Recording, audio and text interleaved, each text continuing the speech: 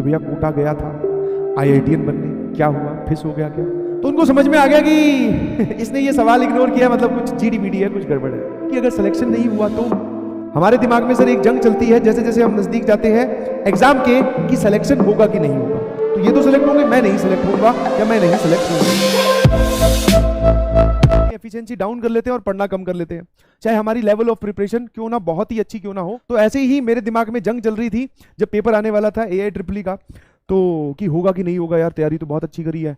उन दिनों में थोड़ा पढ़ना कम हो गया था बिकॉज ऑफ दिस स्ट्रेस बोल दीजिए, या फिर आप बोल दीजिए कि हाँ भाई थोड़ा सा अपने आप को ही ज्यादा अंडर प्रेशर कर लेते हैं हम, कि बहुत प्रेशर ले लेते हैं, ठीक है। और जो कि लाजमी भी है क्योंकि पेपर बहुत बड़ा है यार और कंपटीशन बहुत हाई है।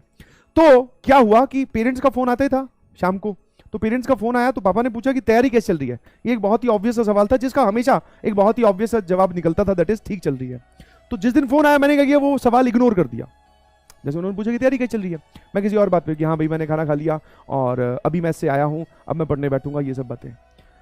तो उनको समझ में आ गया कि इसने ये सवाल इग्नोर किया, मतलब कुछ जीडीबीडी है, कुछ गड़बड़ है, ठीक है। वो अपकमिंग संडे में कोटा ही पहुंच गए मुझसे मिलने। मुझे नहीं पता था कि वो कोटा ही आ जाएंगे और मुझे भी नहीं पता था कि वो इतनी जल्दी मुझसे मिलने भी आ जाएंगे। तो वो कोटा आ गए, कोटा आए, कमरे में मिले, मतलब वही पीजी में आए और पूछा उन्होंने वापस सब सही चल रहा है कि नहीं। शाम मैं क्लास लेके आया था, पहले सुबह आ गए थे वो, तो सुबह उन्होंने रेस्ट किया, मैं क्लास लेने चला गया, वापस आया क्लास के बाद में। फिर उन्होंने फिर से मुझसे पूछा कि हाँ भाई क्या क्या सीन है, कैसे चल रही है पढ़ाई। मैंने कहा पढ़ाई बढ़िया चल रही है। तो बोले बढ़िया अगर चल रही है तो चिंता किस बात की है। मैंने कहा चिंता यही है कि अगर सिलेक्शन नहीं हुआ तो। बोले अगर सिलेक्शन नहीं हुआ तो एक्चुअल डर क्या है वो बताओ। समझ में आया? क्योंकि ये सब जानते हैं कि धरती पे बहुत सारे नॉन आईआईटीएंस नॉन एनआईटीएंस घूम रहे हैं और वो बहुत सक्सेसफुल है।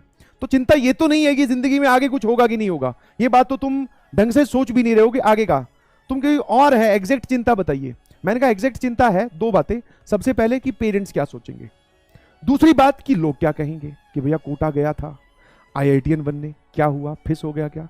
हाँ आपको जज करेंगे, आपकी कैपेबिलिटी को जज करेंगे, बोले वो वाली चीज।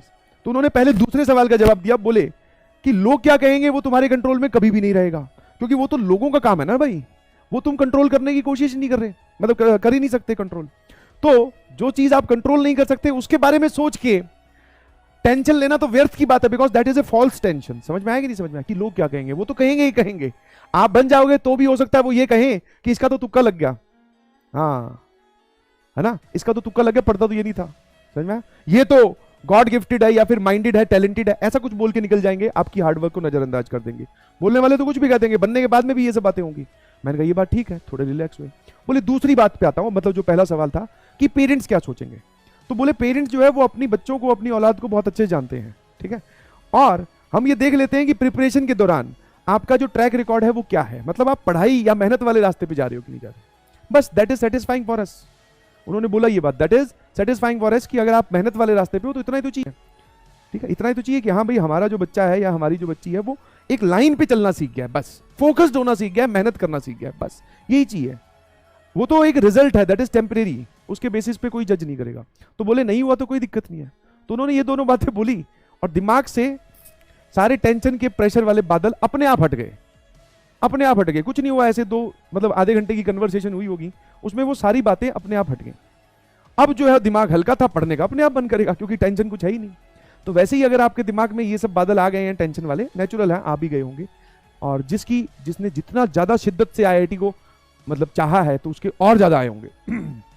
समझ में? तो आप घबराएं नहीं, बिल्कुल भी ना घबराएं, ठीक है।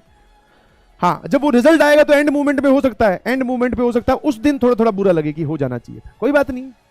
बुराई भी तो एक फीलिंग ऑफ इमोशन है, वो झेल लेंगे, थोड़ा क्या दिक्कत है, नहीं समझे।